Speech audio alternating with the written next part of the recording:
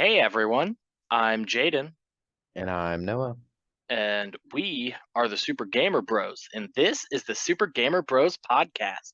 We're just a couple of brothers who like playing games and like talking about games, so that's what we do. We love playing games and talking about games. Okay, so that's what we It's do. like Anton Ego. I don't like Anton Ego. food. I love food.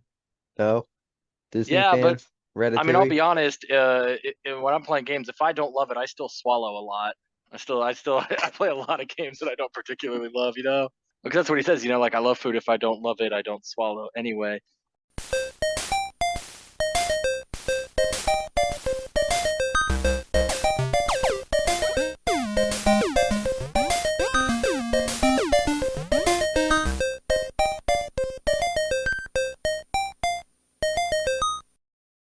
So today, man, it's gonna be weird to put. It's gonna be weird to That's a put weird the intro. intro music in there. I don't know where I'm gonna fit it. Anyway, guys, today, I'm super excited about this one, Noah. We are talking about Chia. Tchia?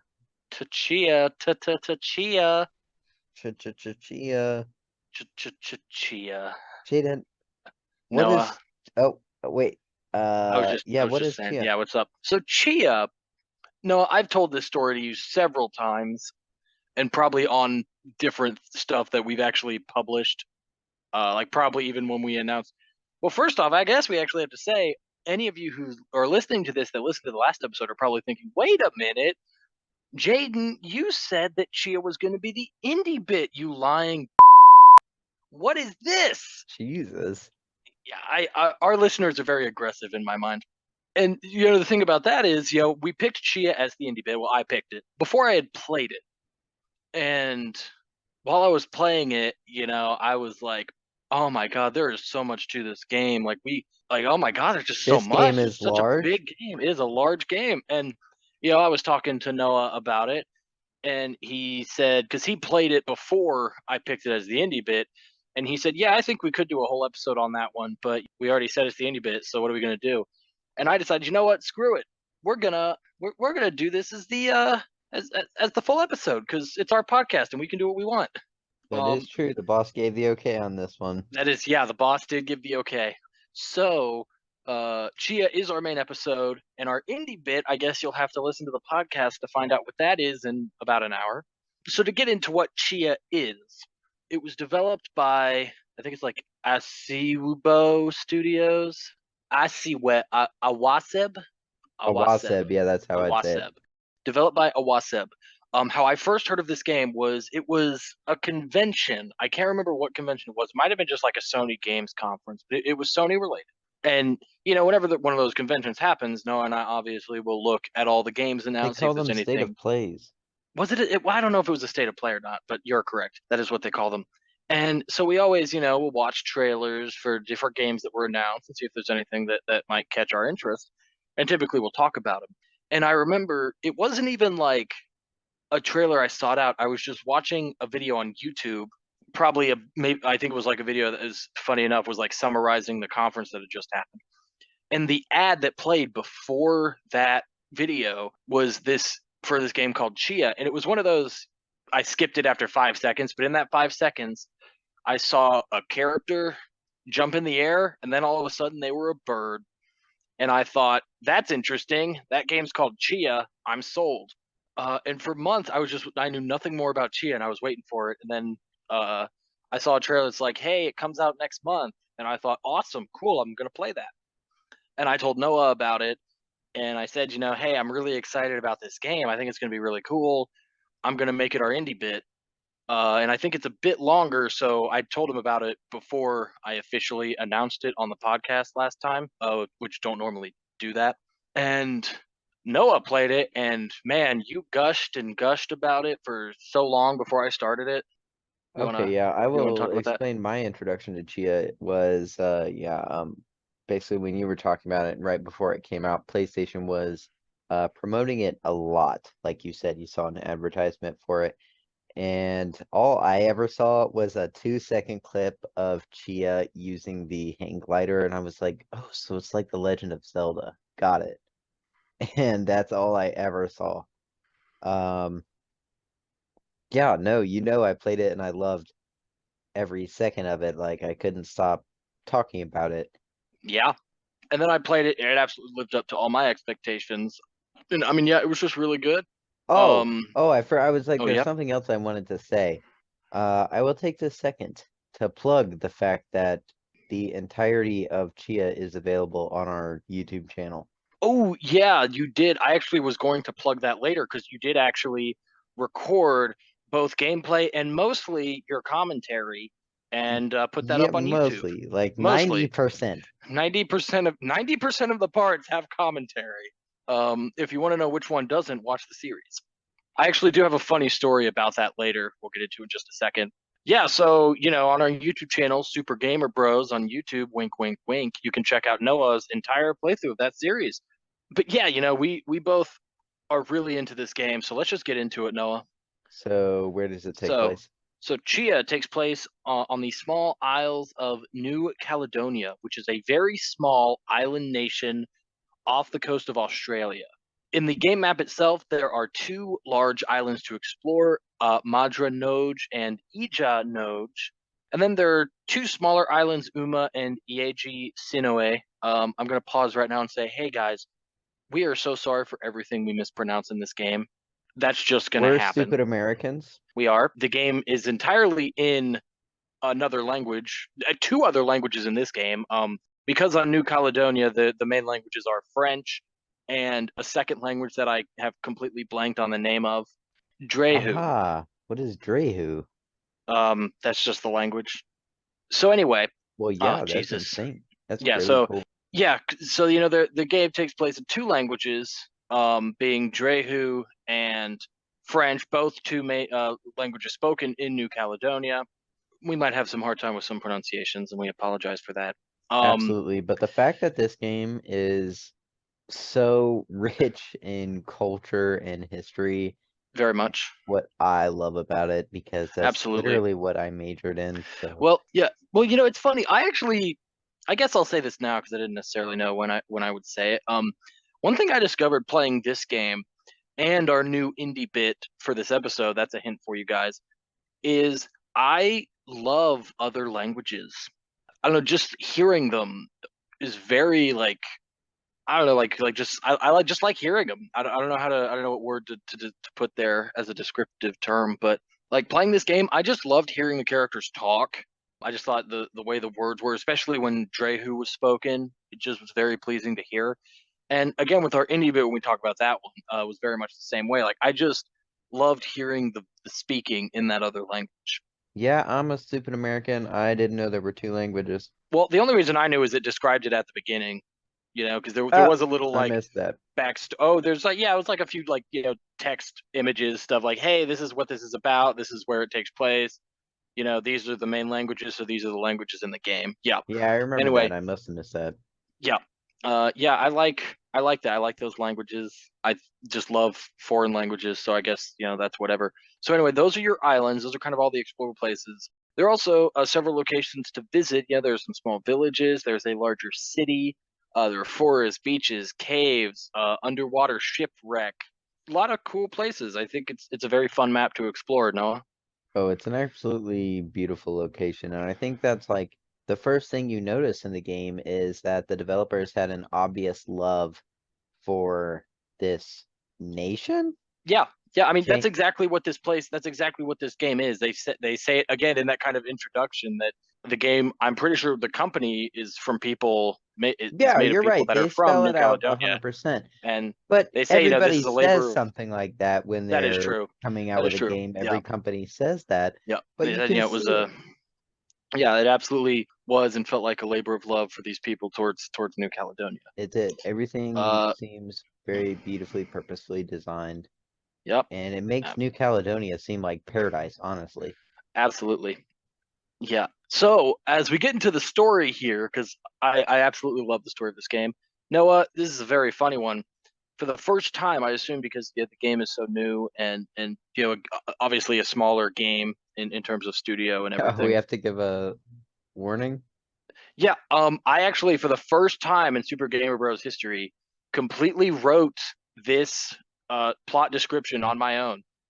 Normally, I just copy and What? paste They from didn't have Wikipedia. one? No, they did not have one. They didn't have Well, anything. you should submit this then.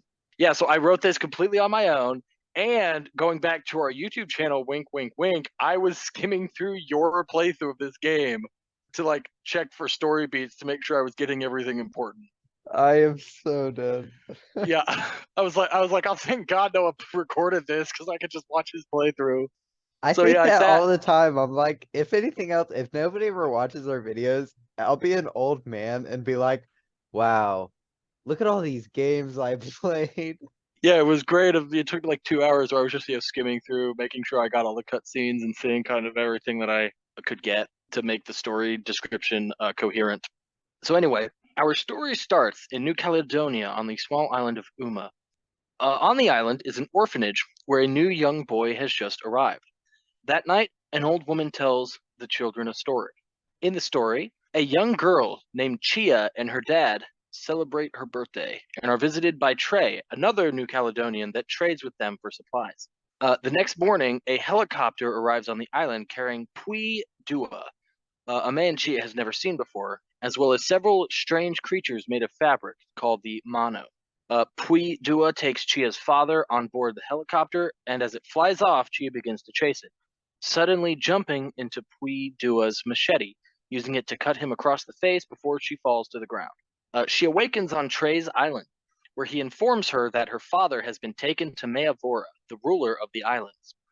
Chia decides to confront Meavora and ask him to free her father. She is required to gather items for a koutume, a customary New Caledonian ceremony, which basically how the ceremony works is it's basically like bringing gifts to someone who is hosting you as thanks for them hosting you, is what that is. In doing so, Chia encounters the Hunami village and befriends the chief, as well as the village of Wele Wele, where she befriends village leader Gabby and her daughter Louise. Upon gathering all the required items for the Koutume, Chia encounters Meavora, a worm-like human creature that eats babies. Pui Dua recognizes Chia, and he and the Mono attempt to capture her so Meavora can eat her. Chia is rescued by a masked warrior, but is knocked off of Meavora's tower before a mysterious creature, the Zetawa, catches her and whisks her away. I just want to pause here. Noah, I thought this game was cute. I thought this game was fun. The little cloth creature bad guys are cool. Yeah, they make you think Um, this game is super kid friendly. and then you encounter Meavora, who just looks absolutely terrifying and disgusting. I can't stop staring at him. Yeah. And how do they introduce this guy to you? He eats a baby, No, just straight not up a only does he baby. eat a baby, he telekinetically plucks a baby out of a cage from a mother's arms. And then eats the goddamn baby. Yes, and Oh my then talks god. to Chia. I was not mentally prepared for No, my that reaction in the scene. video, I was like, Jesus Christ. Oh my god. Oh my god. I was like, "Oh Jesus, man, this is insane." I was like, "I don't think there's a better way to show your villain is not a good person than that." Anyway, let's move on. Chia wakes on the island of Ieji Sinoe, an island inhabited by the Mawakan, wooden tiki-like creatures that can shoot fire. These creatures hate humans and initially take Chia captive and put her on trial. Chia is able to win over the Mawakan and meets Kavere, an old woman that lives on the island. Kavere tells Chia to travel to the Banyan tree, where she learns that her father and mother used to be the king and queen of New Caledonia, and Chia and her twin brother were born with special powers. Pui Dua, a witch doctor, convinced the people of New Caledonia to turn on the king and queen and feed the babies to the evil god Meavora as an act of appeasement. Meavora, at the time a worm, ate the young boy and changed into his current form, also gaining the psychic powers the boy possessed. Before Meavora could eat Chia, a mysterious masked warrior, Kavere, appeared and distracted Puidua so the king could escape with Chia, losing her arm in the process. The king and Chia then went into hiding for many years. Kavere tells Chia that someone is coming to see her, but also that Meavora has increased his presence of Mano and is trying to capture anyone of importance to Chia. Hearing this, Chia leaves to make sure her friends are safe. She encounters Louise again, and the two play a song together and then kiss. That's important. That's awesome. Loved it. Great scene. Puidua's helicopter then arrives and takes Louise and the rest of Wele Wele village captive.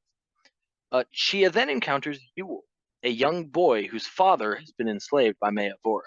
The two plan to disrupt Meavora's cloth factory, hoping to force Meavora to make a deal with them. Chia successfully shuts down this factory where all the adults are being held. As the adults try to make their escape, Puidua arrives and locks them in the factory and then blows it up. Chia is knocked unconscious, and when she wakes, she finds the chief, Gabby, and all of the other adults dead, with her father barely hanging on. Another masked warrior arrives and is revealed to be Chia's mother. Chia's father dies, and the two women travel back to Uma to bury him. Chia then meets her mother and Kavere on Ieji Sinoe. Chia once again goes to the banyan tree and learns that many years ago, Meavora was an evil god that ate children to extend his own life, but a mysterious warrior used magic to turn him into a worm and cast him into a hole in the ground. It's actually a location in the game. I just couldn't remember the name of it. It is actually a location in the game. Yes, you actually go there. There's reason to go there, There's a which is secret where treasure chest. that is correct. Which is where Meavora stayed until Pui Dua fed Chia's brother to him. Chia and her mother then travel to Meavora's tower, where he has Trey captured. Chia exchanges her life for Trey and is eaten by Meavora. Once inside Meavora, Chia discovers all the children he had previously eaten, including Louise and her brother, still an infant. Chia manages to damage Meavora's heart, causing him to throw up all of the children he had eaten and revert back into his worm form, where Chia's mother steps on and kills him. Puidua then takes Chia's brother hostage and kills the boy before getting on his helicopter. Chia once again possesses his machete and uses it to cut off his hand, and Puidua screams as the helicopter leaves.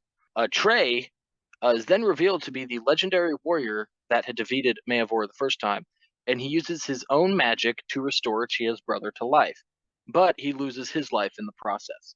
What the heck? I did not get that at all. Yeah, I assume that's what it was. No, I did not get that Trey was the original warrior. I thought that because like the original warrior used magic to turn him into a worm, and Trey had two magic eyes. So I felt like that's kind of what that was.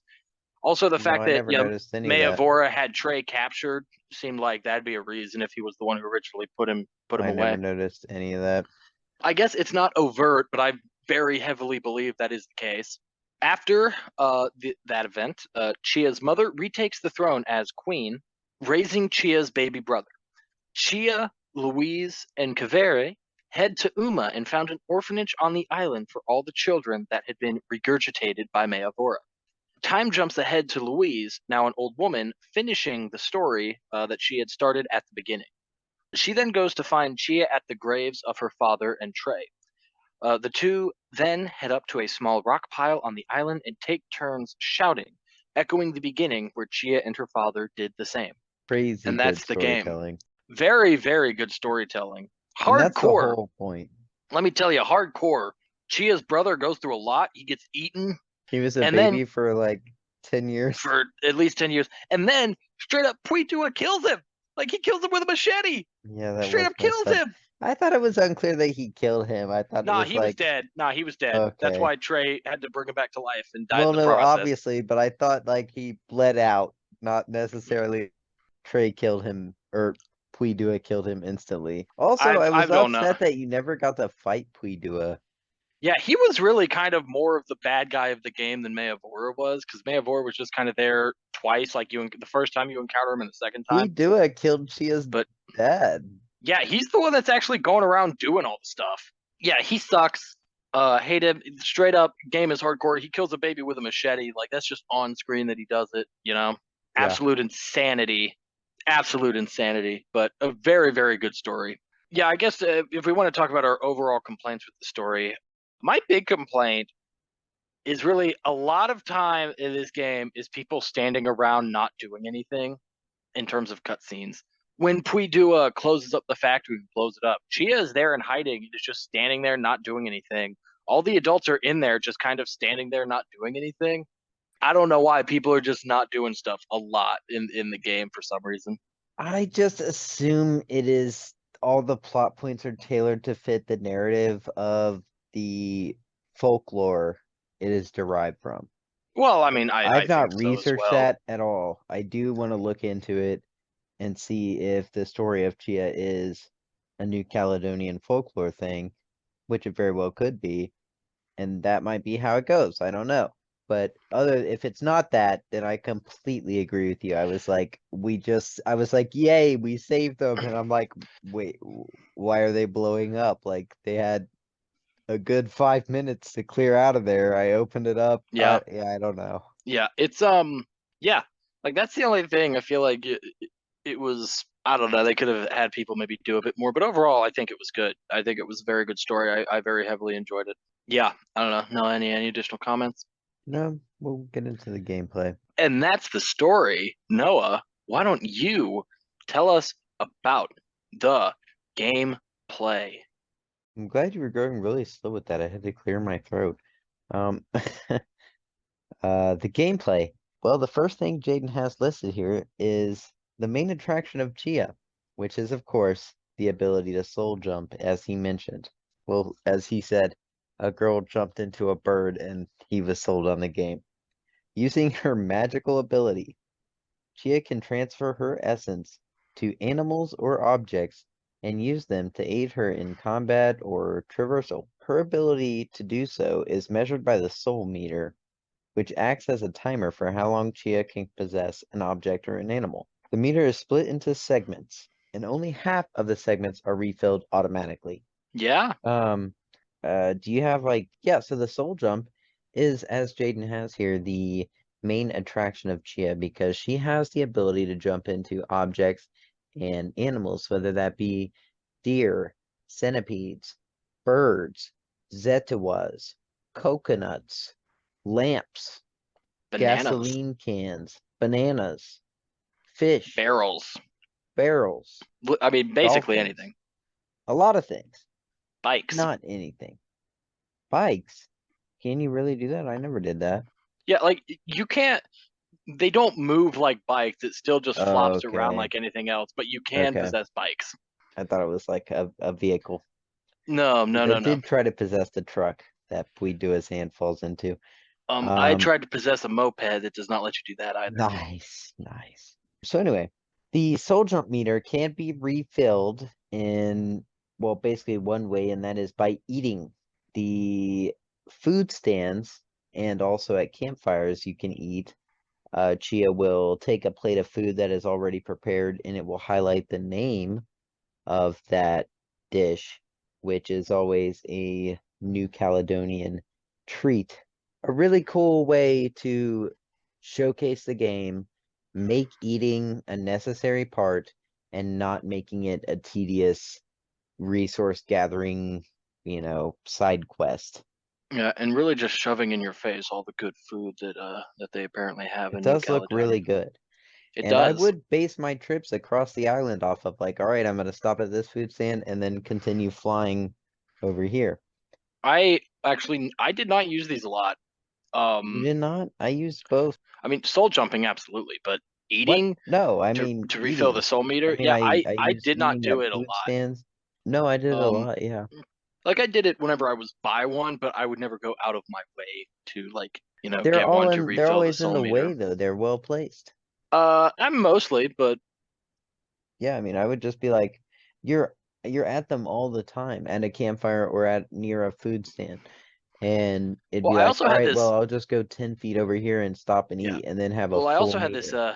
yeah, I also had this bad habit of just forgetting they exist. So I'd run away, That would soul happen. jump into a bird and fly away, whatever, and I'd think, oh crap, I should have got that food. Oh, it's too far away now. I'm just gonna keep going. I had that exact same thought happen a lot. Yeah. Anyway, let's talk about combat. Let's talk about combat. This was a surprising facet. Yeah, it's not really a heavy aspect, a heavy focus of the game, I would say. Yeah, I mean, I would even say the word combat is a bit of a stretch, but Definitely combat. Chia encounters the Mono, evil creatures made of cloth and totems, which are controlled by magic. To destroy them, Chia must use fire. She can pick up and throw, or soul jump into, and then soul throw gas cans, lanterns, or flaming logs. Those are all typically found in any mono camp. And Chia also has a slingshot, though I do not know if you can actually use that against mono because I never actually did. I never tried that. I don't think you can. I don't think it does anything. Yeah. You can also use Mawkins. Oh, I did forget about that. I forgot to add that because I did this section before I did the story, and I forgot to add Mawakins. You can also soul jump into Or Mawakins. Educate, What? that green rock. Oh, yeah, yeah, yeah. But Mawakins you can soul jump into, and then they shoot fireballs, so you can shoot fireballs as Mawakins, which is that's a cool thing that you get later. Really helps make going through those camps a little bit easier, less tedious. I will tell you that I only had a problem with one of the factories. Other than that, I actually really liked this, as we say, combat, because I would just Um, fill up his backpack with explosive items and soul jump and soul throw them and transform into walk-ins all the time and fly around. And I found um, I did not have a problem with the combat at all. I didn't have a problem because, again, as I said, I didn't carry things in her backpack because, to my own detriment, I constantly forgot the backpack was a thing. But like I said, every single camp has logs and gas cans and lanterns just all over That, the yeah, like place. if you go to a camp, they have it. If you go to a Meavora statue, they have it nearby. The developers were very good about making sure the resources were there for whatever task needed to be accomplished. Yeah, absolutely. Yeah, so it never ended up really being an issue for me of not using the backpack. It certainly is kind of an optional thing. But yeah, I actually had issues with two of the factories, but that's fine. Was it an issue of locating one thing? Absolutely, it was every single Yeah, time. yeah. Every single time. That's the biggest problem I would say is like the factories are huge Yeah, but locations. we'll talk about And those. it's We will not. talk about Oh, those oh, later. okay. Yep, we Anyway, do. I do have that specified. Yeah. okay. Um, yeah, combat itself is fine. Yeah, it's just like I think it's clearly not the main focus of the game, and that's not an issue. It just means there is not necessarily a lot to it, but it's not bad. No. Anyway, moving on to traversal. So, Noah, why don't you read us the description of Chia's traversal? Okay, Chia is a 3D open world where the player, as Chia, can fully explore the islands of New Caledonia as well as the surrounding waters. Chia can run, jump, slide, and use her soul jump to animals or objects to get around easier, including birds to fly and animals like deer to run faster. Chia can also freely climb any vertical surface, skyscrapers or trees, though doing so uses up stamina. Yeah, the fact that she can climb skyscrapers is a bit weird. Straight up. It's a video game. Yeah, It's also a folklore tall tale. that's fair. That's fair. That's fair. I Um, love it. And it's. to be I mean, honest, like I never had laugh. the Like stamina to climb it all the way. that is actually not true because there are a lot of. I don't know if it's on purpose or if it's just kind of maybe. I don't want to say sloppy games. That maybe just something they overlooked. Is a lot of skyscrapers have like tiny little ledges you can Footholds. stand on. Yeah, very tiny footholds that you can actually stand on and let your stamina refill. Yeah, I mean, I just thought it was funny because I mean, clearly it's something they let you do on purpose. Just so the fact that they were just like, They're screw not it, you trying can to climb lock you from buildings. getting on top of the buildings. She could Um, jump into a bird. yeah, but it's like, why not make that a require? Like, it's not a requirement to do that. Like most games that have straight buildings, they would require you to soul jump into a bird to be able to get up there. The fact that in this game you can straight up just climb it is absolutely hilarious. I laughed every time. Every time I did it, I just thought it was funny. Because I remember the first time I got to the city, I thought, "Wow, look at how tall like these buildings are, and I can see collectibles on them. Like, I wonder how I'm going to get up Exactly, there." that's the whole And point. then straight up, you just climb it, and I thought, "Oh, that's awesome." I did not try climbing it. I just came back later when I was a bird and I was like, oh yeah, this is a joke now. Yeah, yeah, yeah. Do want to talk about stamina real quick. So it's the crux of the traversal of this game. Chia has a limited amount of stamina, which acts as both a health bar and her strength, so to speak. She can climb, she can swim, she can glide, but doing each action drains stamina. If the stamina meter is depleted completely, Chia falls unconscious. It does refill very quickly anytime you are not doing any sort of activity that drains it. And it can be, your max stamina can be increased with stamina fruits. We'll talk about those a bit later. So, yeah, this Noah is, I believe, identical to the concept of Legend of Zelda Breath of the Wild and Immortals It Phoenix is. Rising. And Immortals. Oh, you got it. Yeah, no, I got it. This is actually the first game I played with that system. Not fun the And first time. I will kind of disagree because I actually thought like playing this system where you can literally go anywhere, like you can climb any mountain, you can climb any building, you can go underwater, you can do all this stuff, but it just takes stamina. I playing the game, I thought I can see why people loved this in Breath of the Wild because I've never played a game like that, and I thought it was really really cool. I do think, and I'm sure Breath of the Wild and Immortals are the same, that and again it's on purpose. At the beginning, your stamina is very very low. You cannot do much of anything without running out of stamina. But by the time you get to the end, your stamina is so upgraded that you can basically do any of those activities forever and have no fear really of running low or running out of stamina. And yeah, I was just playing it and I thought I get it. I completely get why people love Breath of the Wild, the traversal system of Breath of the Wild, because it's really good. I think Chia does it very well. 100%. Another thing that they snatched from Breath of the Wild, as I mentioned earlier, is the glider. A simple glider made of leaves that Chia is gifted by her father. Slows her descent in the air, but uses stamina. A simple tap X to pull it out and put it away, you fall faster. Very easy to use.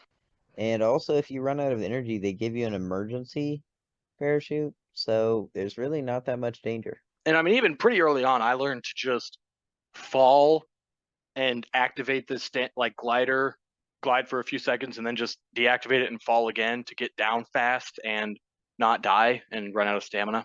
Control your descent. Yeah, it was a cool glider. I like the glider concept of this game. I also loved Noah. Let's talk about the raft.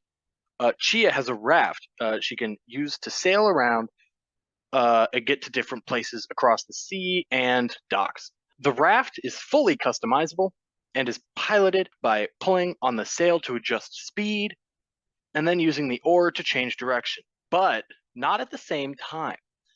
I think it is realistically cool, a cool use of realism in a game I've seen, where it's a small raft, but Chia can't do both at the same time. She can't move the sail and steer at the same time, so you actually have to stop doing one to do the other. I like that. There were some times where I found it frustrating because I'm kind of like you're kind of stuck in an area and you have to turn, but you can't turn well because you're stuck.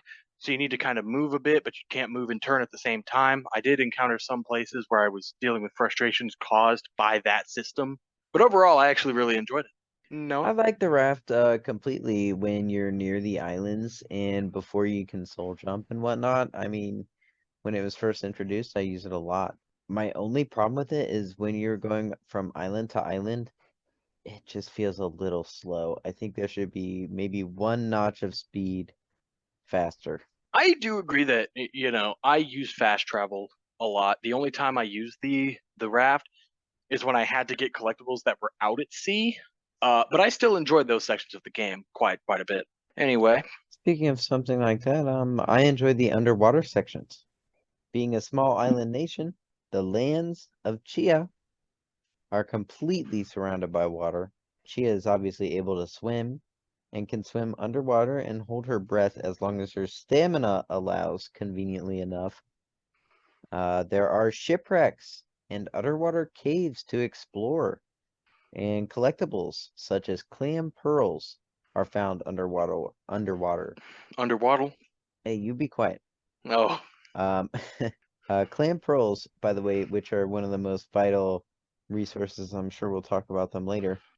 Chia can also use Soul Jump into several fish and sea creatures to swim faster and not worry about breath because breath refills when she is in a sea creature and it doesn't go down. that is These correct. sections are fantastic. I love the underwater sections in this game. It's beautiful. My only complaint would be that the sea creatures are a little sparse sometimes, and I wish it was denser. Yeah, I 100% agree with you on that. I was going to say that's my only complaint as well.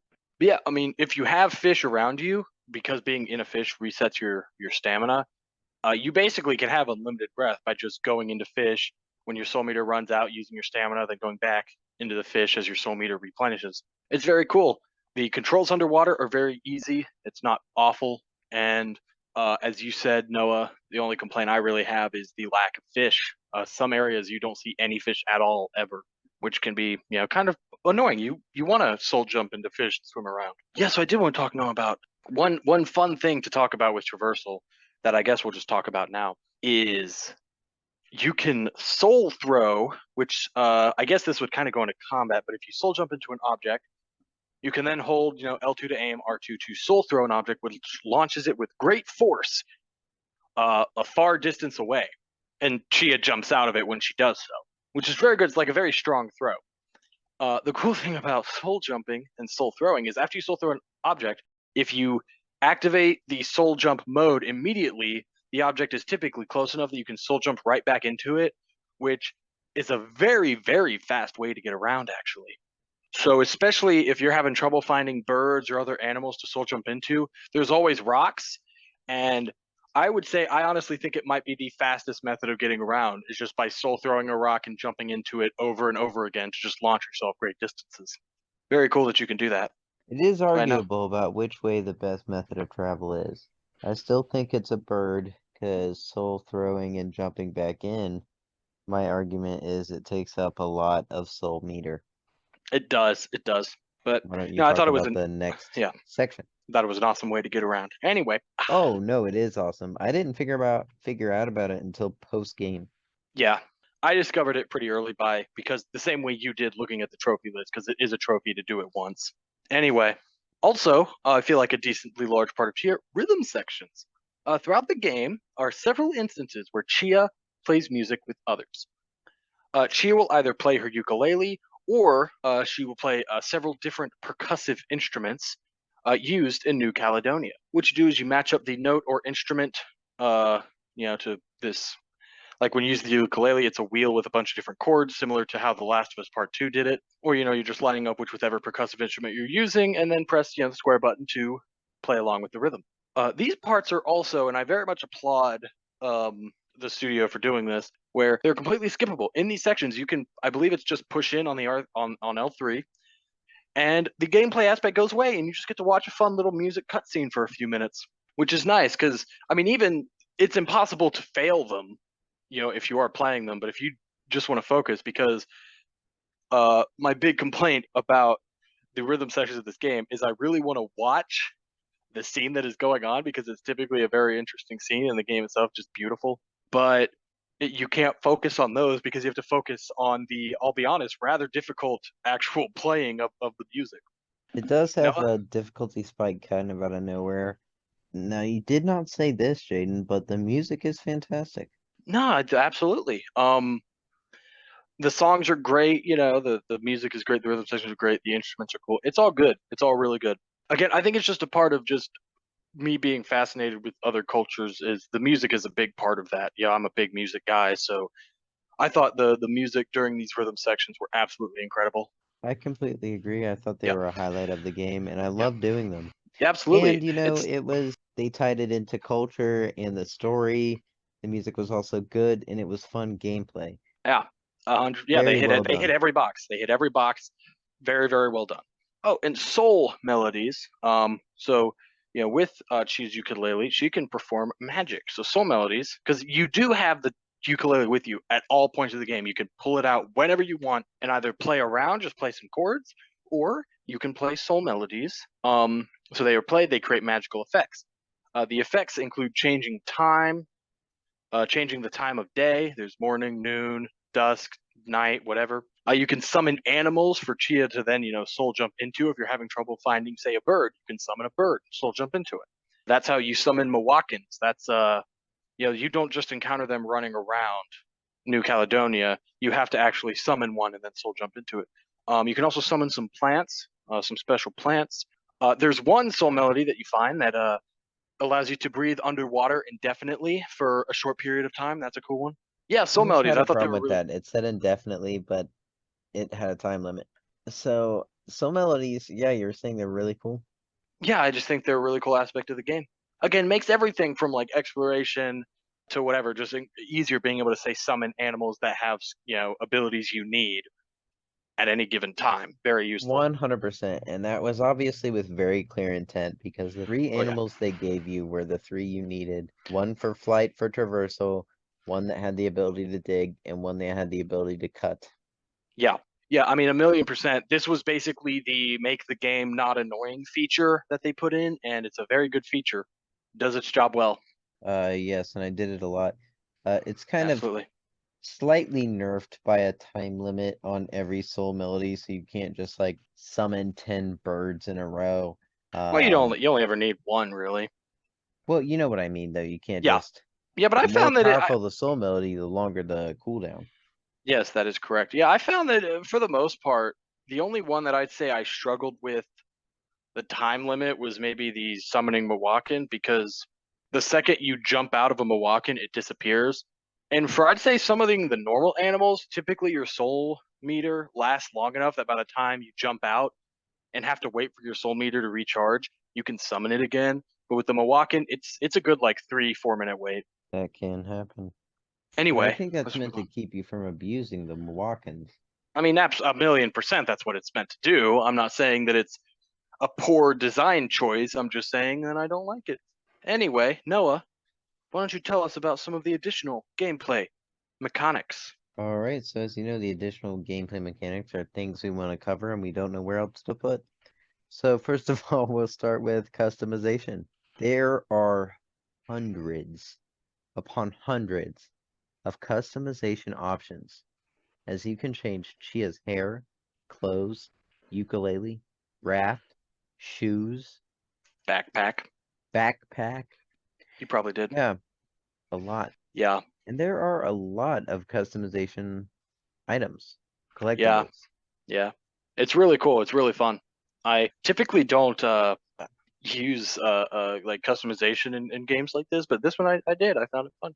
I went I with a did not punk. very I went much. I went with a punk look. I was punk Chia. Nice. It was really funny. Yeah, had a pirate raft. Yeah, I was rocking it. For the longest time, I was a cowboy Chia. Oh, that's fun. Cowboys are fun. Yes. And then when I got it, I was the crab suit. Oh, nice, nice. Yeah, it was fun. It was a fun little part. Just Yeah, you can change it fantastic any campfire or customization dock. Yeah, and no monetization. Great no job. 10 out of monetization. 10. Great job. 10 out of 10. Game of the year. Put it up. Announce it, Keeley. Anyway, Not Jeff. Pardon me. I mean Geoff. no, I mean it's pronounced Jeff. You were right the first time. I don't. Geoffrey? Oh boy. Anyway, then there are points of view. So basically, you climb to a high point and shout to reveal collectibles and activities on the map. Now, this, Noah, I think, is how map revealing, I don't know if you would call it collectibles, map revealing, activities in games should work. Because unlike other games, Horizon, Spider-Man, you can still see the map if you don't do these. You just can't see the collectibles. And it reveals only the collectibles, but the map is always there. This is how it should be done. It Yeah, I find also no problems either way about that.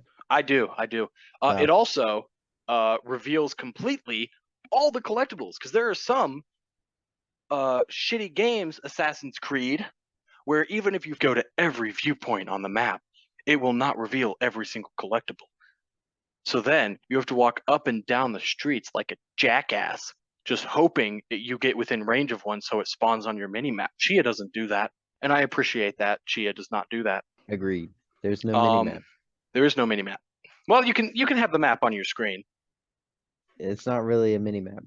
No, it's just a full size map on your screen. Really, it's a maxi map. And it's like a picture of it. Yeah, yeah. No, the point of view, they reveal all the collectibles and they aren't needed to actually see the map itself. So A plus from me. Next we have the docks. So the docks, there are 10 in the game. You spawn them. When you go to them, you can spawn in your boat if it's not near you, and customize it. They also act as fast travel to in the game. They're the only point of fast travel. I don't like that they're the only point of fast travel. I also don't like that you have to be at a dock to fast travel. I agree with both those Um, statements. this game is big, and while yes, using birds, using soul jump and stuff, you can get around decently quick. It still, I think, is like unnecessary. I mean, I know that the entire reason this exists is because they want us to look at their beautiful game, and I like their beautiful game, but I think you should always have fast travel as an option. And the docks are also not placed in the most convenient of places in terms of getting around. Yeah, that's annoying. And you talk about like annoying. Ieji, Sinoe, and Uma are both very, very far from the two main islands of the map, and you can't fast travel to And those two don't have places. docks. So you have to sail to those two places, which I mean, when you're in the open ocean, it's a lot of just nothing. Like the music playing is nice, but you look around, there is just blue water and blue sky around you. There's literally nothing else to look at. And it's kind of like I'll do it once for story purposes, but yeah, like especially when you're trying to just get collectibles, it's rather annoying. I don't appreciate it. Wow. Anyway, Noah, So, campfires. campfires. We kind of mentioned them earlier. They act as respawn points if Chia is knocked unconscious. Didn't even know that. Never happened. There's 36 total. You have to get them all for a trophy. You Yeah, can I only also knew eat that at because the them, game tells you. and you can play ukulele. Yeah, like in the loading screens, it says, "Oh, If she is knocked unconscious, she respawns there. I get you. mhm. Yeah, no, there's really not much to say about them. I didn't think they were too bad. You just walk up to it, and then it's on your map. It's unlocked. They all just have food. I think you can sleep in further time or whatever, or play your ukulele, but that's it Yeah, those are all things you can do. I never once slept in the game, except I think once you're when you had required to, to. like very early in the beginning. Yeah, I didn't do it. It's just not necessary. Yeah, completely agreed. I did have kind of going along with my complaint about docks. I feel like these should have been points you could have fast traveled to because there's a lot more of them and they're very Yeah, evenly spread out I throughout the game. thought so as well. And the fact that you respawn at them, I feel like this is something you should have been able to do is fast travel to these. That's true. I Because didn't even think about that. yeah, that's honestly my biggest comment about them is why can't you fast travel to these? Move on. Noah, why don't you tell the lovely listeners about totem shrines? All right, all you lovely listeners. Totem shrines are one of the most fun side activities in this game, in my opinion. They require totems with a matching pattern that Chia has to carve herself at carving stations. Upon unlocking them, you enter the shrine to a sort of spirit world where you complete challenges to gain access to a soul fruit, which increases your max soul meter up to 11. Challenges include sneaking through a trail, shooting a bunch of moving targets, boulder obstacle courses, racing, and tic-tac-toe. These challenges are really all over the place, and they're Um, extremely fun. Absolutely. There are, I think 8 totem shrines you do in the game. I think not including one you have to do for the story, which doesn't have any activity in it. But one, I applaud them. No activity is used twice. I think that is very, very good. Everyone has a different activity. They're all fun. There was not a single one I had any issues with. I thought they were all really good. I thought tic tac toe was kind of just funny being in there, but I still had fun with it. It was fun. I Yeah, there actually, I were actually there were took it not took me a any bit. that I didn't like. Yeah, I Um, think they were all fun, and again, they're all unique. They do not repeat, and I the very much unsung applaud that. Also the unsung part of this is the totem carving itself was a really cool activity. I think it was cool. I think it was cool like the first time, the first couple times, I but having liked to it do it like eight because you times to can match up look, the faces. well, I went around and got all the points of view, and then you can just look at the totems and carve them all at once and go around and get them all, and I just did that Well, that is to get also max soul meter as soon as I could. I mean, that is also exactly what I did.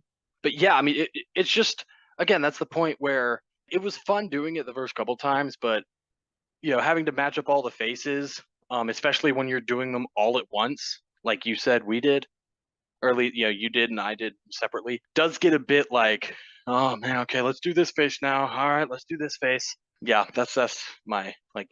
It was fun, but I guess the carving is something you would kind of I feel like is better to be spread out. But I liked it. like I think one thing that could have fixed it is if they had the carving at the shrines because they're completely separate places where you I thought carve. that was weird also. So I feel like it would have been better if the carving stations were right next to the shrine because then you could go to the shrine, see what face you need, and then carve it there. But since they're not, and typically they're not even really super close, I did what you did, where I carved them all at once that I could carry, so I didn't have to be like, okay, here's this one. All right, let me find the nearest carving station and go there. Yeah, that's what I did. But as you said, the shrines absolutely awesome. Loved them. They were really cool. Yeah. Hey, Jaden, why don't you tell us about rock balancing? Yeah, so this is like a tradition in some places. I assume in New Caledonia it is. It's called a Um, cairn, I'm pretty sure, in Assassin's Creed Valhalla. it's called a cairn in Days Gone, so that's two sources. But it might also be different. No, please pull the document back up. Why would you do this to me? Thank you. So these are small challenges. I'm We have sorry, to, you need the document for this information that is yeah, the two things you know about rock yeah, balancing small, activities. small challenges. We have to stack a bunch of rocks to a certain height. Completing these challenges unlocks soul melodies. So, you see these fancy rock things where like you'll have one rock that stood up vertically and other rocks are still stacked on top of that and some magical balancing that some people can do. These people. I thought about No. that. I thought about that when I said it. That's why I changed it to some people. Yeah, it was not the best word choice. No, it's like Tchia. You have this kind of flat surface. Tchia will pick up a stone of a whatever kind of size shape. It's random, and you can rotate the stone however you want, and then place it down, and then you have to stack stones up to a certain height. They can be a little tough, but I think Chia does a very good job of making it as easy as they could possibly make this because you can any rock you put down previously you can delete it, so if you end up getting like a bad rock somewhere that oh now this thing is tilting too much to the left and everything keeps all the rocks I try to put on keep falling off, you can delete that rock and then start again from that point. So yeah, I feel like it's not necessarily true to say they're difficult because the game is so easy and forgiving in doing it that I like it's not hard. It might just take you a bit longer sometimes to get a good stat going. I overall enjoy these. I thought they were fine. There were actually times when I got rocks to stand up completely vertical, and I mean, rivaled the pride I felt the day my son was born when I got those rocks to stand up like that. Wow, you had a son just to use that line, didn't you? Um, I like the rock stacking activities as well. I did not use them to pull off balancing tricks such as that. I just completed them to get them out of the way. I do like that this activity, just like everything else in the game, is a mini game. You're doing Yeah, something. that is That's correct. what I like. I like when video game developers make video games where you do things. That is a big Um, requirement for me as well. so yeah, this Yeah. is one of those activities, and not to mention that rock balancing is the activity that gives you the most important resource in the game. Yes, it gives you soul melodies. Very, very important. I did every rock balancing activity the second I saw it. Absolutely. Anyway, Noah, you talk about the mono camps. Mono camps are enemy camps that must be cleared out by eliminating all enemies and destroying all piles of fabric. Completing them gets chests and sometimes stamina fruits, large stamina fruits to be specific. That is specific. These are much better than the factories. Are we going to talk about the factories at some Well, point? the factories are just considered mono camps in the game, so we're gonna just kind of lump Okay, those in so lump here. those together. Okay, so the factories are Basically, just just really larger mono large mono camps. camps, and they're bad Um, because they're too large, and it's hard to find the enemies in them when there's just one left. yeah. So as I'm pretty sure Noah said, because I wasn't listening, you have to destroy all the enemies. Sometimes there are these specific enemies called sentries that you have to destroy, and then destroy all the fabric piles. There is no way in the game to like track where they are. As Noah said earlier, there is not a mini map. So for these smaller mono camps, it's easy. There might be, one, two, at most like three fabric piles to destroy, and like six to like at most, I think maybe eight enemies. I think the largest normal camp has. all the factories have like at least 15 enemies, 15 of the walking around enemies. They've got at least half a dozen sentries, which I guess to be fair, those are kind of easier to find. They're on tall towers. And again, at least half a dozen fabric piles that you have to find and destroy with no way to really track them. So Jaden, you have to, what? I have to tell you something about this. Is there a way to track them? When I was doing one of my last factories, I'm pretty sure that I discovered that the fabric floating around the air is not just decorative, it leads you to where the last things are. See, I thought that when I was going through, but I couldn't tell Okay, that if if it you was going in a disprove specific that, then I'm direction or with not. you. I could not tell if that fabric was going in a different direction I or not. couldn't tell either, but it seemed like it was. Because I followed it and I made it to somebody and I was like, I guess so. If it is, the game does not, I say the game's still at fault for not outright telling you that and for it not being clearer. It seems like that, yeah, I agree with what you said, where I did encounter, like, I thought, oh, are these like fabric piles in the air going in a specific direction? And then I'd kind of watch for a bit and I would think to myself, I can't really tell, so I'm just gonna stay as a bird and fly around a bit. So yeah, if so, that is at least, I guess, better than nothing, but they could have been a lot more clear about it. Unless we both just missed all the signs, in which case, shame on us. Yeah, but as I said, these are overall fun and fine. The monocams, especially the smaller ones, are typically not difficult in terms of finding the fabric piles and all the enemies, and then you burn them all and you move on. The big factories, especially the biggest factory, which has 35 normal enemies, I think maybe 34, I did like that one 11 first. fabric piles. And no, you didn't because you have to do the other three to unlock. Oh no, you don't. You can't do that one Nope, you first. can do You it just first. can't. I did that one last, and it sucked. It absolutely sucked. I probably spent of my entire completion time at least 2 hours looking for this one enemy that I had left in this camp, and it was the worst experience of the game.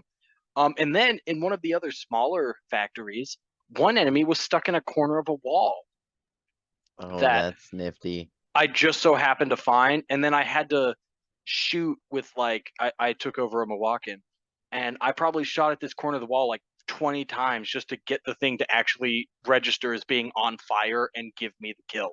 Yeah, just those two things. Like the one big camp, just I think they should have a way to track enemies would make it a little bit better. And just yeah, that one enemy glitching in corner. Those were the only two issues I had with the camps.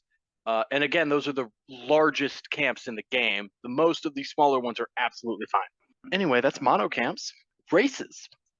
Now we get into the trophy section of the game, the in-game trophies. So races, you have to go through a bunch of rings, all the rings, as fast as possible to earn the trophies, bronze, silver, or gold. Cool thing about races, this is of all of the kind of side activities the most. There's I think 16. Some of the races are done on foot. Some are done as a certain animal. Like there are several where you're birds. There's a couple. There's I think one where you're a fish. Um, there's a couple where you're like deer that can just run faster. Or they're on the boat. I thought the races were fun. Noah, did you do a lot of them? Enjoy them? I only did the boat ones, but I actually did like them. I mean, I thought they were fun, but other than the trophies, there's really no purpose to chasing them down and doing them. Yeah, I mean, it's a typical open world side activity. If you're not going for game completion, there isn't necessarily a reason to do them because hypothetically, if you're saying, what is the purpose of doing any activity in the game? It's usually just for the cosmetic items. Yeah, the boat ones honestly were probably my least favorite because the boat races always had the boat at the top speed, and the boat could No, be it very can be done. slidey. No, they're done. I did them all. It's just the boat can be a little slidey and takes very wide turns when it's at its top speed. So some of the rings can be like very, I feel like a little tougher than maybe necessary to get to because it requires you to maybe take some tight turns in a vehicle that does not do tight turns very well. Yeah, like there was one race that really pissed me off because I literally got to the very last ring and then my boat got stuck and there was literally no way to get it unstuck. I got really That pissed does off. happen. Oh, then there are diving challenges. You jump off a diving board and you do tricks to earn a high score to then earn trophies. I'll be honest, I did not like the diving activities, the diving challenges. I just feel like there's not enough time to be creative with it.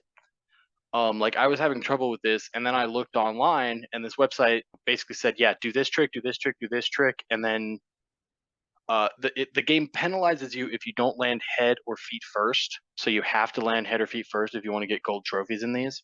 So it was basically like, do this trick, do this trick, do this trick, put your feet down, boom, you would get a gold trophy every time in all the diving challenges. I feel like, yeah, they should have given you more airtime to maybe actually have more fun with doing different tricks. Yeah, I tried this a couple times and they had a hint on the loading screen that just said left stick direction. And I was so confused because I kept trying to do it and it was never working.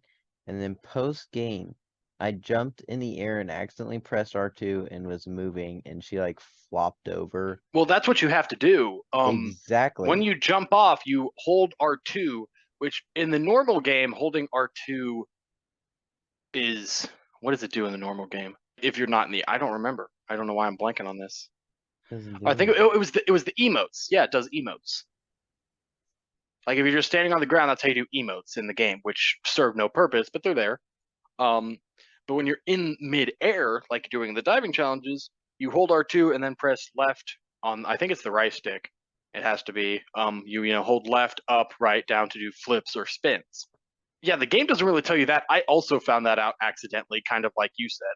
And again, they're so short that typically it was just like hold up until you get the points for doing a front flip, then hold right until you get points, then hold down until you get points. That'll get you a combo, which gets you a bonus. And then just make sure that your head or feet are pointed towards the ground and towards the water, and you'll get a 50-point bonus for landing head or feet first. And that's how you do it. Um, Boring. yeah, so it's like I get that it's meant to be a fun activity, but that's probably the only it's probably the only activity in the game that I would say was not successful. I did not enjoy it. Oh, activity I did enjoy. Noah, talk about the shooting range. The shooting ranges are where Chia would shoot at moving targets and still targets to get a high score and earn trophies. These are the best to farm the trophies. They're the easiest side challenge in my opinion. I would more so say not necessarily easy, but fast. Like I would argue I think the races are easier than the shooting challenges because I don't know if turning if sensitivity is something you can change in this game. But I found the aiming with the slingshot to be a little stiff sometimes, which would make some of these shooting ranges a little bit harder than they could be. But they certainly are shorter than the races. So I agree with you in terms of farming trophies; they're the best. Noah, Yeah. I didn't know if there's anything else to say. What are you farming trophies for, Noah? Yeah, so you farm trophies for the claw machines, Jaden. The claw machines are activated with trophies from challenges. Does not matter if it is gold, bronze, or silver. So the claw machines, at first I was really upset because they work like realistic claw machines. And the worst kinds, the ones where it's like two separate buttons where it goes like right first and you stop it, and then it goes back and you stop it again. But when I actually like had a lot of trophies and I was trying, it wasn't that hard and I could figure it out. Yeah, no, like So you a said, claw it's machine that works in your favor is fun. yeah, like you said, it's not a free movement claw machine. It is just it moves right till you press a button, moves back till you press a button. It's not bad. You do have to, get customization options is what you unlock. You also unlock there are several that I mean, I didn't have to farm trophies even because in claw machines there are a lot of little balls, and some of the balls just get you trophies, and then there are the few that get you customization items. But being a claw machine, the claw doesn't grip very well. So a lot of times, like I had to clear out some of those trophy balls to be able to get the customization balls.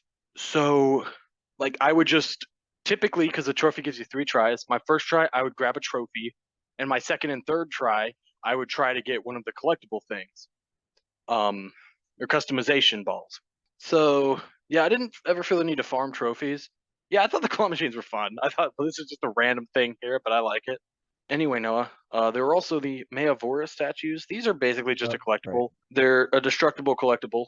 There are 10 of them around New Caledonia. I didn't even do any of these till I got a Mawakon, because then every time I got to one, I would just summon a Mawakon, soul jump into it, and throw a fireball at the statue. Poetic. Yeah, they get you nothing. I mean, there's nothing in game that these do for you. It's simply just for collectible purposes. Would you agree with that, Noah? Well, I'd say for trophies. Yeah. Speaking of collectibles, there's also cosmetic boxes. They can be purchased to unlock new fun cosmetic items for Tchia or her boat.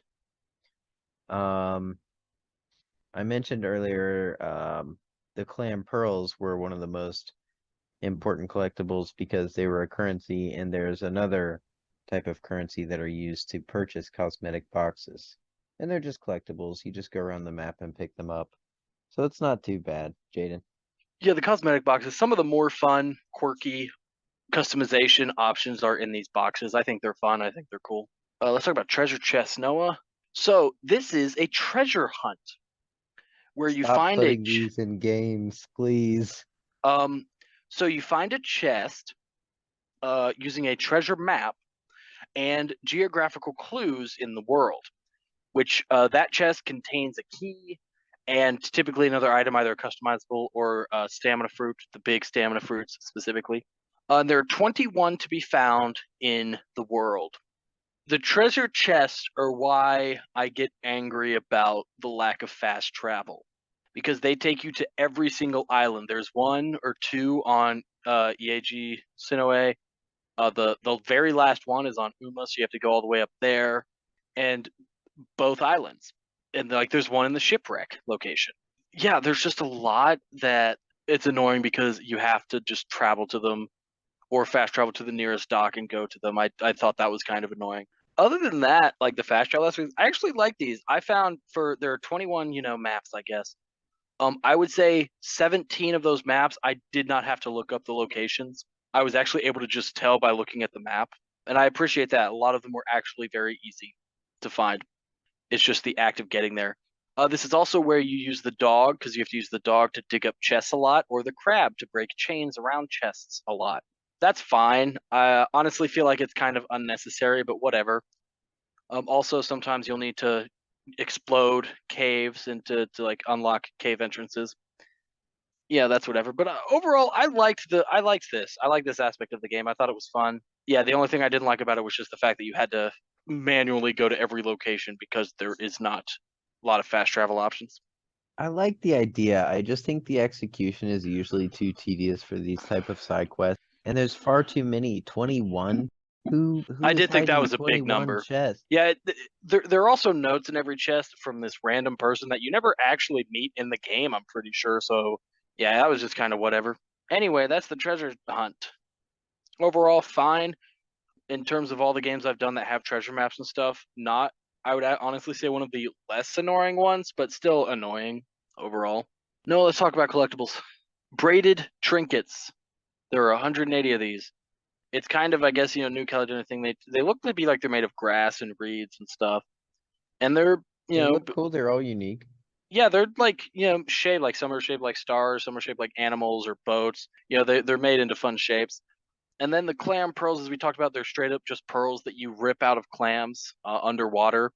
Both of those act as currency for the cosmetic boxes, and sometimes Kotumes in the main story.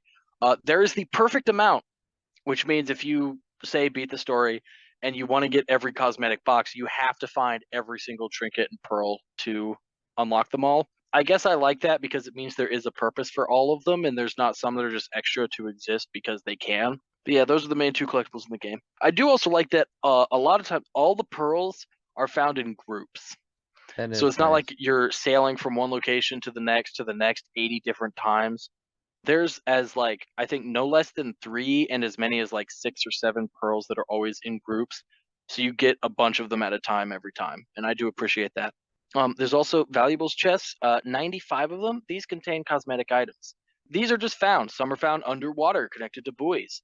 Some are found just in the forest. Most are found in mono camps because under fabric piles we talked about earlier.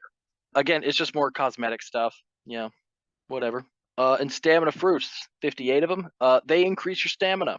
Yeah, your stamina starts at 20, ends at a max of 120. These are fine. I would get these anytime I was passing one by because having more stamina is always a good thing. A collectible that's worthwhile is always worth stopping. Always worth stopping for. Yeah, there's a lot of collectibles in the game. Yeah, I collected every single one. So did I. It's a lot. Anyway, moving on to notable trophies. First thing, I love this one. Find and soul jump into Puidua's hand. So obviously, thing a reference to the Adams family. Yeah, I you know, at didn't the end do of the it. story. Oh, you didn't? No, because I was saving that for my last trophy, and then I found out that that other trophy was to basically, I found out about Cod Wiz. Oh, that's a shame. Yeah, so in the story, you know, at the end, Chia cuts it off. You can find it just on a truck bed, and then yeah, when you control it, he actually does walk like Thing from the Adams family. And then it has a special command to hang loose, so he does like the whole hang loose symbol. That's pretty funny. That is really funny. Can you Um, soul throw it? I honestly don't know. I don't think I tried. I have to Okay, that's imagine fair. you can. I have to imagine you can, but I did not try it. Yeah, it's just funny. It's just funny that you can do that. It's just there, bloody and stuff. And then there is the big one, Noah, Ka de Wiz. Reach 100% game completion. That is 100% game completion. There is a lot. Everything we mentioned previously, you have to do. You have to do all the races, all the statues, all of the collectibles, everything. For races to count, you have to do all the claw machines. Like you have to get every customizable option out of every claw machine. You have to buy every cosmetic box. Do everything, literally everything. Um, all the races and diving challenges, you have to get gold on. It does not count if you do not get gold. Which I credit the game for most of the gold requirements on all of these things, all the challenges are not ridiculous. The game is pretty forgiving, especially with the timing on the races. There is not a single race. Well, I think there was one race where I was, I think, within 2 seconds of reaching the end of the gold time limit when I beat it. And that was still with making a few mistakes. I would say on average, I would complete a race like at least 15 to 20 seconds under the required time limit. It is not bad. But oh my god, they're asking you to do a lot, man. Especially with the very limited fast travel. Yeah, that's why I backed out. Yeah. I certainly when I first started playing this game, I was talking to Noah about it after I'd only played for for maybe 3 hours and you know, I told him I said, "Dude, I love this game so far, but man, 100% is a lot. There is so much stuff." And I did it. I absolutely enjoyed the game enough that I did it, but still, man, it's a lot. I completely understand anyone who would not finish this game. Yeah, because I have to talk because all those collectibles and stuff, and then not really tracked as collectibles on the map, but things you still have to complete. All the landmarks and flora and fauna. So you have to find all the special landmarks and then plants and animals in the game, every single special one. Landmarks and flora, you'll basically get just getting everything else. The one big one is the fauna, the animals. You have to find every animal in the game. Some of them are really goddamn annoying to find. I would say it probably added 2 to 3 hours of game time of me just going around trying to get all these animals. Are there Um, any interesting ones I might not know about? do you know about the bat? No, Yeah, it's what? called the flying fox in the game, but it's a bat. That's This awesome. that animal alone took me 2 hours of look and researching online. Hey, where do you find this animal? Where do you find this animal? And people saying, well, they're found near caves or whatever. One person said, oh, there's one in this location. I went there 2 hours just roaming around trying to find it, nothing. And then finally, one guy said, yeah, I went here and found one. And I went to that guy's location because I thought, well, I've been searching here for 2 hours and haven't found anything. What do I have to lose? And found one instantly where he said, so finally, you don't have to possess the animal to unlock them. You just have to get near them. But you might as well just possess them because, you know, it allows you Just to to like be jump sure. into them if they're far away. It allows you to like jump into them if they're far away. Yeah, because I mean, you do get a notification like that pops up on screen when you discover a new animal or whatever. But yeah, oh my god, it sucked. Like that one, the flying fox, absolutely sucks. And then some of the fish are kind of annoying. I luckily did not struggle with it. Like I looked up a guide and where it said to find the fish, I found them every time pretty quickly. But I did read in my research a lot of people struggling to find certain fish as well and taking hours to find certain fish. So that's probably the big That thing makes that's going to sense prevent people. because there's a lot of them and they're just random and all look similar. Absolutely. So I can absolutely understand this being the reason that people give up on trying to get the platinum trophy in this game. It was Yes, some of not the cool fun. animals include dolphins, sharks, Yeah, dolphins, sharks, yep. centipedes, Centipede. Yeah, I got cats. real lucky with that one. Yeah, cats and dogs. The bat. Yeah, it's just I feel like if you're going to require people to do that, you should have set specific, always 100% spawns for these animals. And at least so far, it looks like Chia does not necessarily have that. So yeah, that's an issue, I guess. All right, we're moving on to our questions. Noah, favorite moments? My favorite moments are the folklore plot points, Absolutely, like I understand that. the fact that Meavora ate children and that's how he was immortal. I'm like, oh, okay, I get it. I get it. I know what kind of story this is gonna be. Yeah, and him being an evil god and And stuff. still, when he ate Chia, I was like, oh my God. Yeah, Like, I agree with ooh. you. The story was very cool. For me, the rhythm sections. I love rhythm games. The rhythm sections were very good. My God, they're for some reason pretty difficult. Yeah, I did struggle with them a decent amount, but overall they're fun. They're fun. I really enjoy the rhythm sections. I think they're very fun. And again, as I said, being a big music guy, I thought the music during those rhythm sections was very fun to listen to and be a part of. Noah, any Absolutely. miscellaneous They things have you liked? a, Oh, sorry. Keep oh going with no, your I was comment. gonna tell, I'm gonna go with you on the music. They have a wide array of music in the game. I'm sure, it relates to tradition and culture and whatnot, but the music that they play in Welly Welly is different than what Chia and her dad play in the very first musical section. It's very different than what the Mwakon music is, you know what I mean? Yeah, And I really like that. I just thought it was a cool experience. yeah, it was very cool. Every rhythm part of this game is very, very fun. Noah, any miscellaneous things you liked? No, not really. Gotcha. Yeah, I did put here, just in case it did not come up, music. My God, I love the music of this game. Soundtrack of the year so far, absolutely incredible. Just want to make sure that we can. I don't think we can stress enough how good the music in this game is. Noah, what we did not like about the game. That Dua got away. That's fair. That's fair. I agree with that. Yeah, it was kind of open ended. I thought it was funny how at the end of the game, since the mono are all kind of destroyed along with Meavora, the mono are replaced in the mono camps with henchmen, which are basically like zombies that Puidua. There are people that work for Dua. Yeah. Um, I actually never encountered any of them because I actually took down all the mono camps before I completed the story. And kind of upset about that. I wish I could have seen how they I compared. encountered one, and I will tell you what they are. They are dressed all in black, look like ninjas, and their faces look like masks. But other Yeah. than that, they're the exact same. Yeah, I figured they would be, but yeah. Um uh my things, as I said earlier, more fast travel options needed. And one thing I hate this. Chia is not on the map ever.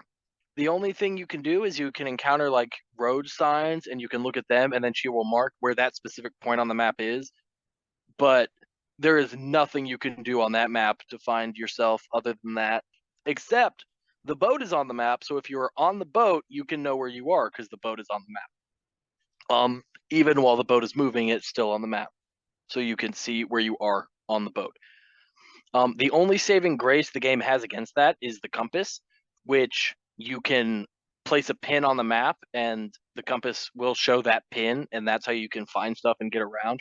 But yeah, you can never see where you are on the map, and that pisses me off. I I feel like liked that it. maybe I feel like that maybe has something to do with immersion, but I think if you're going to have an open world game, your character should be on the map at all times. I did not like that choice. Anyway, Anyway, replay and develop. Noah, this is a beat and delete. I love this Is a game so beat and much. delete. I love this game a lot, but there's just so much to it, man, that I shudder at the thought of having to play it again. That's a funny way to describe it. Yeah, Noah, Chia final is thoughts? Chia is, as they say, a complete love letter to the island of New Caledonia, and I'm sure its culture. And it tells a fantastic story of a little girl and her heroic folklore tale. It's crazy, it's whimsical, it's fun, it's dramatic, it's sad, it's musical, it has action. There's really everything in this game, Jaden. Oh, sorry, that seemed like you weren't done. Yeah, I completely agree with you. I think Chia is certainly so far, I mean, I one of the better games I've played this year. It is absolutely incredible. And yeah, I love it. It was great.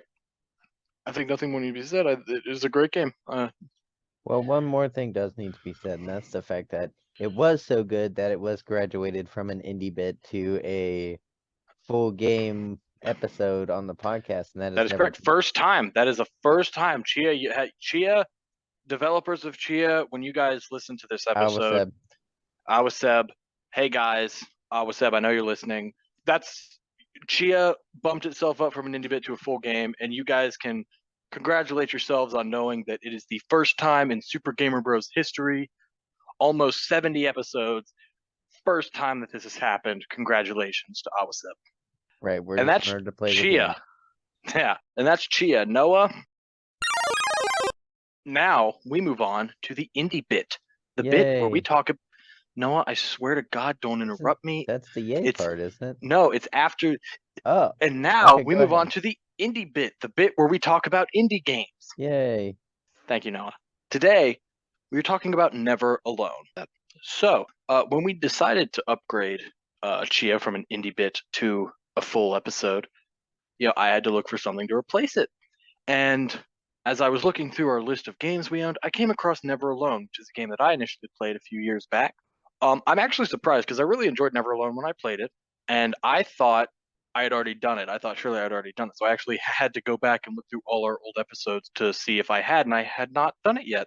And I thought, dude, it is a perfect game to go with Chia because, like Chia, it focuses on like kind of a folklore tale of a group of Inuit people in Alaska, Noopia. uh, in Nupyat.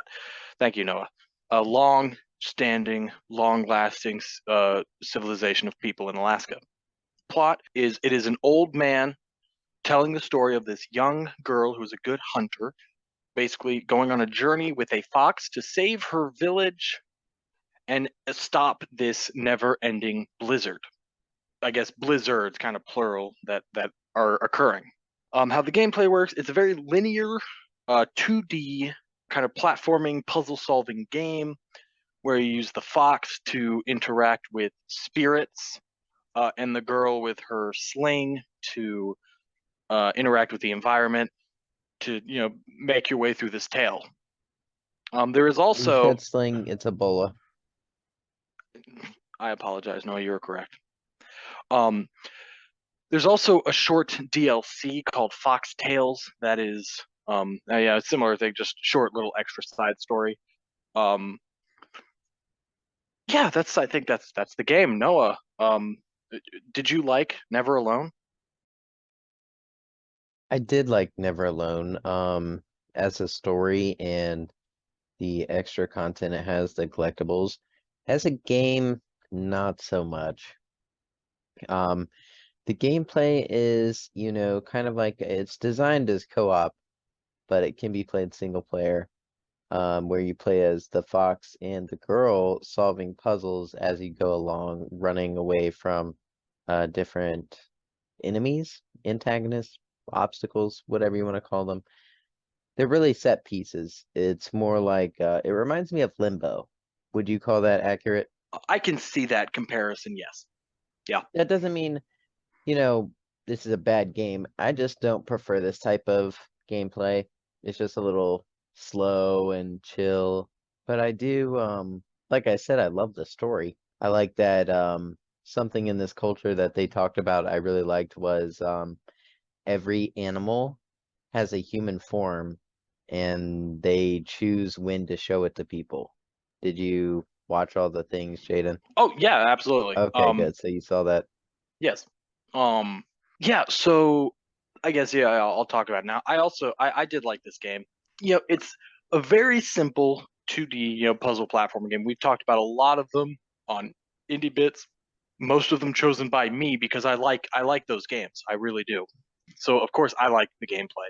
But I certainly think where the game shines the is the story. The story is absolutely incredible. I love it. I love the girl, Nuna. I love the fox. As I had mentioned earlier when we were talking about Chia, the entire game is told in the Inupiat language, which I think is just very interesting to listen to. Interesting to listen to. Yeah, sorry, I spaced out. And this game has a very awesome collectible, which collectible, most of them you'll find just playing through the game normally. They're not really super hidden, but you find these owls that fly away, and you unlock cultural insights, which are short little videos that you just watch that were, recorded in an Inupiat village, and Basically like it's documentary all style. yeah, it's basically a documentary about the Inupiat people, each one focusing on a different aspect of their culture. And again, as two dudes who genuinely enjoy learning about other cultures like that, very interesting to watch, and I very much enjoyed that aspect of the game as well. Yeah, absolutely. And they went Yeah, together very well. yes, they did. Yeah, so I mean, hey, that's I would consider this another successful indie bit. Go us. We're good at picking these games. Woohoo. Noah, what Oh, is our the next next game. indie bit? Gosh. Oh, I hate when you say things like that. When I ask you what the next game is? No, when you say things like we pick good games and then ask me what the next game is. Because we definitely half the time do not pick good games. But the next game, Nah, I think most of our games are good. the next game is Assassin's Creed Chronicles China. Is it really? It is. God They're damn short, it. they're indie bit length. Okay, fine. That's fine. I mean, I like Assassin's Creed. I'm gonna play it. It's a good reason to play it, I feel like. Um, Otherwise, we're never gonna get it out of the way. I honestly do agree with that. I agree with that statement you just said. The Chronicles games have been on my list for years now, and we're always, I'll play those eventually. So I'll play it. Assassin's Creed Chronicles China. I will play it. We'll see how it is. I honestly, other than them being Assassin's Creed, I can't even tell you how the gameplay works because I never So you really will be researched them or shocked. anything.